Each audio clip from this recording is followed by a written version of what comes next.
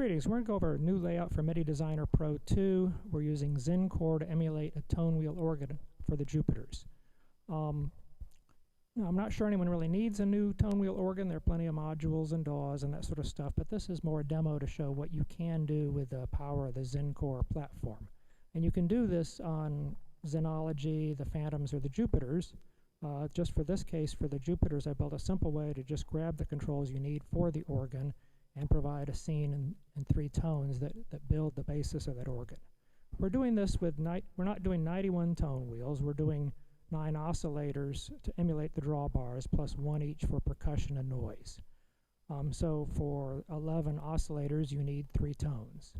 Now I've got my RD2000 set up here, which I'm driving it from, and we can actually compare the tone wheel organs head to head if we want to. You can control right from the drawbars on the RD2000 or any external controller. If you had an RD, you probably wouldn't be using this as a tone wheel organ. And finally, one disclaimer, I'm not a keyboardist. I spend more time coding when I should be practicing. So let's get started and look at this. As most of my layouts do, we have an index here that will take you through, and if you're ever lost, you just hit the index button and it will take you to this page. We'll start on the setup page, and what the setup does is this loads the scene and the 3 tones you need to build as the basis of the organ. So we hit reset and then hit load scene 1. Just a reminder, Roland have not provided the promised export function from the Jupiters. So we're using a workaround here, pulling it out. We pulled it out as sysx, and then we're pushing it back into your board as sysx in this case. I don't write to any permanent memory location, so I'm not going to mess with anything that's already loaded in your board. If you like this, you can save it. If not, it's only in the scratchpad memory, not anywhere else. Now, if I want to save it, we hit the right button, and once again, remember we got to save our tones first. We hit enter, and it would automatically bring up the next empty spot, but I'm going back and putting it where I had it loaded previously. So there goes tone 2, right, tone 3, enter. And now we'll write the scene, and I'm putting this in 1616. You can put it anywhere. You write the scene last, and it actually knows where you stored those user tones. So then we have a couple other setup choices. If we've stored it locally, we can put that in here, and then hitting this button will recall that scene. And if you've happened to change your program control channel off the default to 16, you can adjust that here. We also can adjust whether or not the tone wheel, or what channel the tone wheel receives MIDI on for the 3 parts, and whether if you play those parts on the Jupiter that they transmit also MIDI. I usually want that off unless you're trying to synchronize something else. And I should have mentioned that the recall tone wheel only works when you're at the top level menu in the Jupiter. It's sort of a safety function that if you're editing something, it's not going to respond to an external scene change message and lose your work. Okay, so let's go back to the index and just start walking through at this point. So this is your basic controls on the left. You have percussion up above, your tone wheels down below, and you can, those are live. You can adjust them however you want. So let's cancel that out and just show one other thing. Percussion, I just have the percussion on, and you can hear. Now one problem with the percussion, I've not figured out how to have a single envelope. So you see each note gets a reattack, where a real organ would not have that. Actually, I don't have that set up to show right now, so let's keep going with this. And also, the percussion does override the 1-foot drawbar as it would normally on a real tone wheel. And down at the bottom, you have your master effect rotary and the VK rotary speed controls. To the right here, we have 24 user presets, and this is the style of the old Hammond organs that had the reverse color buttons at the bottom, and this is pre-filled with 24 presets right here. You can use these to store your own presets as you desired.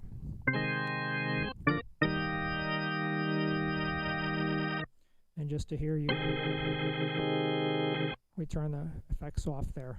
So continuing on, over time I've collected a number of different patches for the tone wheel organ, and I've loaded these here and sort of got them grouped You know, classic songs here, you know, if you're feeling all of this.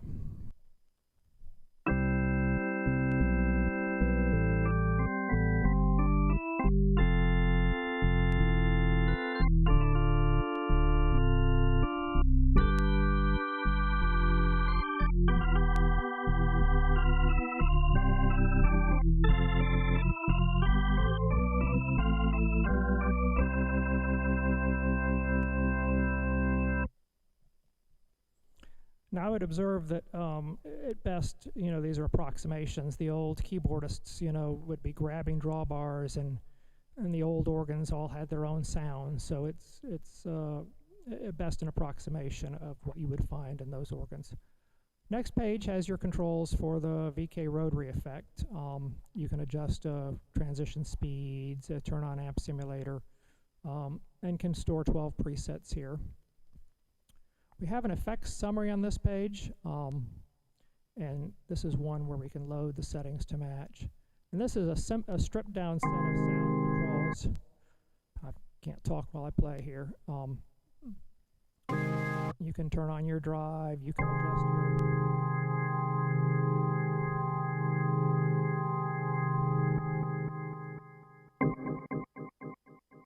you have your basic part and master effects controls, and once again the rotary controls.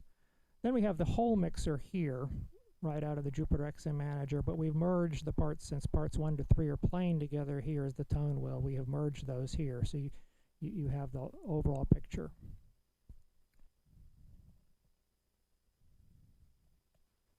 So the next section we come to is the Drawbar Tuning section. This section allows you to customize the tuning of the drawbars. We have the default setting loaded here. Some other things, I have a couple standard presets, or just some I made up, loaded here. We do a slight stretch, which sort of like a piano stretches the tuning. This is an interesting one. This is 8 to bass. What it does is it moves this 8-foot, the oscillator number 8, down to a 16-foot oscillator. So let's see what we got here. Let's just clean up so we just have principles going. There we go. So there is there's the default sound with the default tuning, and 8 to bass kicks that, brings that drawbar down to the 32-foot level. And you can mess around this, see if you have any interesting tunings that you want to maintain. The next section is some design presets, if you would have. The default is what I call a clean machine. Has a standard amount of key click. You can adjust your key on, key off click here. And this is coming just from the ADSR envelope. So let's crank it up here a little bit. I'll turn off the percussion so we don't have that interfering with us. And maybe just a couple drawbars. So you're hearing, we take some of that click out, bring it back in. So you can play with the key on, key off click. Also, Zencore also has its own key click function, and that's what we have here. So that brings in a little bit more of a clicky sound if you like that. We have sustain boost. We can bring in a little wow and flutter. Let's go back to where we were, and then let's bring the speed up a little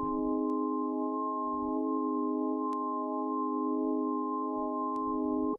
So you can dirty up the organ if you want a little bit. Let's take that back out. We can bring in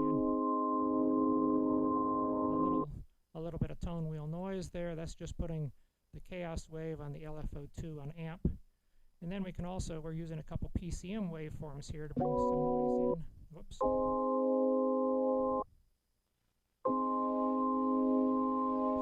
there's the C456 pink noise. So you can play around and see if you want to dirty up the organ a little bit. Once again, I've just made a couple random presets here.